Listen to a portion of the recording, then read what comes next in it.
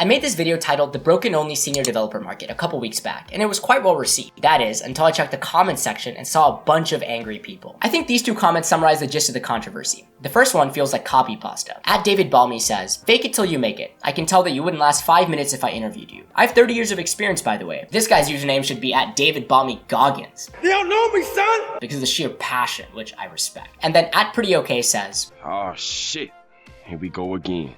They act like they know what they're doing even if they don't is the most junior mindset you can possibly have. Mark of a true senior is that they know their stuff. You need to be able to talk to people either to have them chip in or at least get you to a point where you can take over. So to summarize, people are upset that first I said fake it till you make it, and two that I said seniors act like they know what they're doing even when they don't really. And clearly this struck a nerve, but that's a good thing because it highlights how people are really feeling and it leads to discussion. Now I'm not sure what prompted people to sit down and write me essays in the comments. If it's general frustration caused by an absolutely terrible market, then I get it. I feel your pain and I'd be angry too. If you were just waiting for me to slip up, then congrats, but also not really because I think you just missed the point of what I was trying to say, but that's not on you, that's on me. And finally, if you're a senior engineer watching, then the outrage is actually justified. Communication is super important and I simply wasn't clear enough, so let me be crystal clear and choose my words very carefully. You're better than me, 100%. You have more experience, more skill, but I still don't think you're that good. And that's the point, that's the whole point. No one is that good. But wait, before you attack me in the comments, all I ask is that you watch this video fully.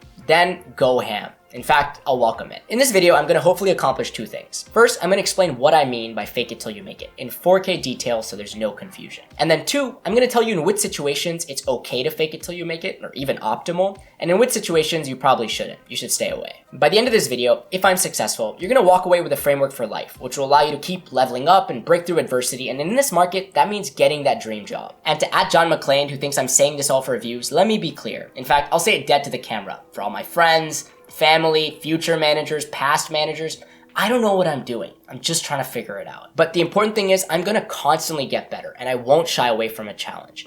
And if you think that's what senior engineers do, then we're on the same page. Because that's at least the exact kind of engineer I'd want to hire to lead my team. And for what it's worth, one of my first videos was called I'm Not the Best Programmer, which means it's out there on the internet. I've already said it. I'm not that good. John McClain, if you're watching, this is how I've lived my life until now, and I'm going to continue to do so.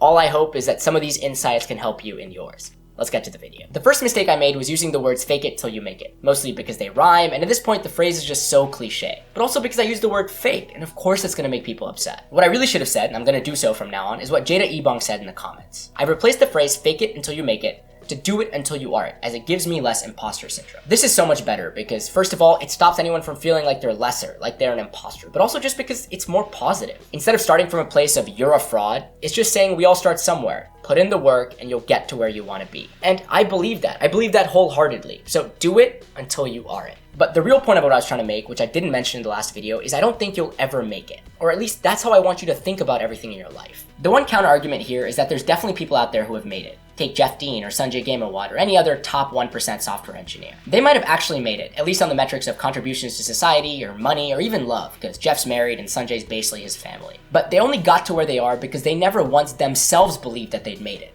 or that they'll ever make it. In fact, I believe if you go up and ask them, have you made it? They're first gonna ask you, what does that even really mean? What does making it mean? And then they'll probably shake their head and say, I gotta get back to work. But even after a while, that's gonna get boring. The beauty of life is that you can keep getting better. You can keep learning. It's resigning to the thought that you'll never make it, but that's okay. It's that cliche saying, it's not the results that matter, it's the journey and the friends you make along the way, or something like that. Jeff and Sanjay never once got up and said, look at us, we're beasts, we're the absolute best. They continued improving and growing because they approached their life with humility. And their story is quite unique because Sanjay is more introverted and Jeff is much more outwardly and public. But despite the differences in their natures, Sanjay being more reserved and Jeff more extroverted, what got them to success was leaving their egos at the door. Was just being nice, good humans. And research backs this claim. Less confident people are not just more personable, they're more successful. And that's because lower self-confidence makes you pay attention to negative feedback and be self-critical. Lower self-confidence can motivate you to work harder and prepare more. And lower self-confidence reduces the chances of you coming across as arrogant or being deluded. Now, I don't like the word confident here because I think there's a difference between internal confidence or self-belief and outward confidence. Contrary to what the article is saying, I actually believe you should have an immense amount of self-belief and internal confidence. But the outward confidence, that can and probably should be tempered. To me, this usually means I tell myself I'm smart, I'm capable, I can do anything I set my mind to. But then if a friend says, hey Namanh, you're actually really smart, I get uncomfortable and immediately say, no, I'm not, because there's so many smarter people around me, and I'm not even close to that. I know that's confusing, but I do truly believe you can have both. Self-confidence, but then also believe that you're not that good. They're different, and I think they can exist together. In fact, I think together is the killer combo. And being humble but having self-belief is what gives you the adequate amount of outward confidence. At work, with women, whatever. It's attractive. Thanks to BetterHelp for sponsoring this video. But trust me, I haven't always been this confident. Even now, on my worst days, I feel like a fraud, an imposter, who's letting everyone I love down.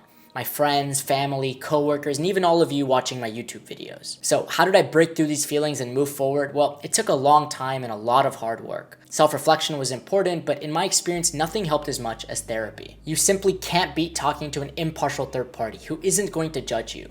Instead, they're going to listen, truly listen, empathize, and help you. Sometimes your thoughts can get extremely overwhelming, and having a professional there with you to make sense of all this confusion can make a world of difference. Though I wish therapy was much more accessible, unfortunately, it's still really hard to find good licensed therapists. So if you're interested, a great place to look might be BetterHelp. You'll answer a few questions, and then the platform will match you to a therapist usually within 48 hours who's the best fit for what you're facing. And the best part is you can join your sessions from your phone or computer via phone call or video call or even just messaging. Basically, whatever works best for you. Visit betterhelp.com/Namanh or choose Namanh Kapur when you sign up and get a special discount on your first month. Maybe the right way to say all this is confidence that you'll figure it out, but also confidence that you're not there yet. Do it until you are it, but you might never be it, and that's okay. See how it's coming full circle? The whole fake it till you make it? So even all you senior engineers, congrats on your seniority, but if I were you, I would believe and do it until you are it. That you aren't it yet and that you have a long way to go. But don't just take it from me. Look at the people around you, your peers, the people you respect. They're so good, and that shouldn't make you scared or upset. It should hopefully fill you with inspiration and motivation. So this mindset doesn't mean imposter syndrome. No part of what I'm saying is that you don't deserve to be where you are. Because to me, deserving something just comes from working hard enough, and you've clearly put in the work. All I'm saying is adopting the mindset of I'm not that good, there's so much to learn, and I can be so much better is the way to go. In fact, this way of thinking and living life makes it more likely that you're a giver. Adam Grant believes that the world has 3 types of people: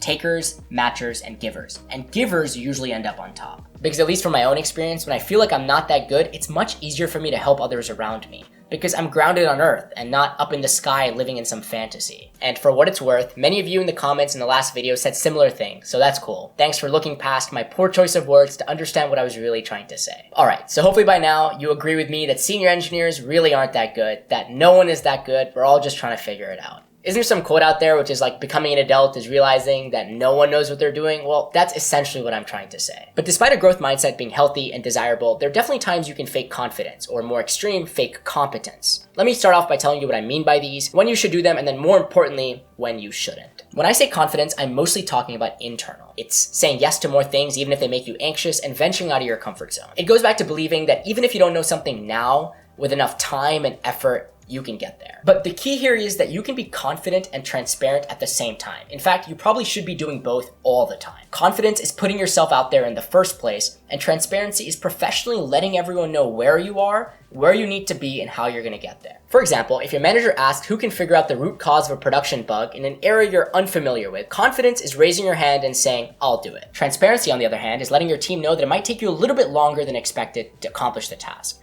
and that you might need lots of help along the way, since these are code paths you've never touched before. The difference between a senior engineer and a junior one is that they're more willing to step up. And that's usually because they've done it before, and the more you do something, the more comfortable you're going to feel. But that first time they volunteered, they were exactly where you are right now. They felt anxious and that they might make the problem worse. But over time, barring any catastrophic or traumatic experience, their self-confidence increases. So I need you to fake self-confidence, however you need to do that, so you can start emulating the senior engineer behavior. And when you do it enough, you'll eventually become the person you've been trying so hard to be. In a way, this is acting like you know more than you do, because in a couple hours or months, you'll know it. How you act around others, especially in the workplace, is an amplification of who you are. We always love saying, be your authentic self, be genuine. But the workplace doesn't celebrate that or condone it. And that makes sense, because if your dream is to run around half naked, then that's not going to be tolerated. Unless you're a lifeguard at the beach, then I guess it is. You're you with your friends and family, and that's how it should be. But at work, you're a more professional version of yourself. And that's not lying, that's just playing the game. That's how it is. It's the same reason your resume should flex more than you do in person. Use action verbs, show impact, and always round the numbers up.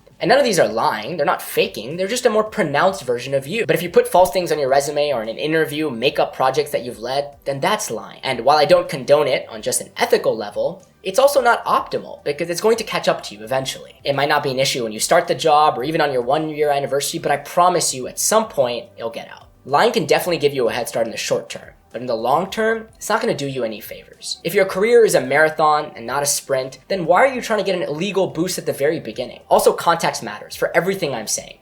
If there's $1 million in the line and your manager asks for volunteers, then maybe it's not the best opportunity to make yourself feel uncomfortable. So you should totally do it until you are at work. But just be transparent of where you are and where you're trying to go. And this is important because it's going to help you create an environment where failure is not tolerated, but accepted and celebrated. And that's usually just because everyone knows what's going on. They're in the loop. So then even if you fail or don't make it, first, you'll have learned a ton. And second, people aren't going to punish you. They're just going to be happy that you tried. Now, what about faking competence? Well, you should never do that because people who really know what they're doing are going to be able to see you and your BS a mile away. It's like what my computer science professor did in college. Instead of using fancy plagiarism checkers for code similarity, if a TA ever flagged a couple students with similar looking code, the professor would just invite them to his office and then one by one ask them to explain their code.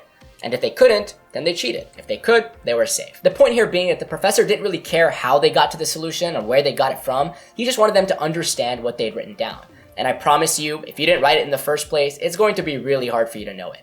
Unless you just got lucky and memorized it, but then, I don't know, you're a lucky person. So be confident, even if you have to fake it, but remember to stay in your bounds. Keep pushing the boundaries slowly, over time. Never lie about your past experience or knowledge. Instead, focus on leveraging what you already know to help you continue moving forward. Organizations are big and careers are long, so just because your skill set doesn't let you shine right now, doesn't mean that there isn't a cool project or opportunity coming very soon. To end, let's go over all the controversial things I said, one by one last time. Fake it till you make it means do it until you are it, while letting everyone know where you are right now, where you're trying to go, and how you're gonna get there. People appreciate honesty and vulnerability, so they'll understand, and even better, they'll help you get to where you're trying to go. Senior engineers act like they know what they're doing even when they don't.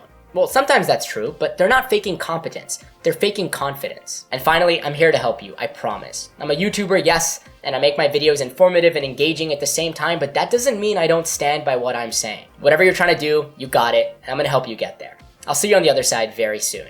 Cheers.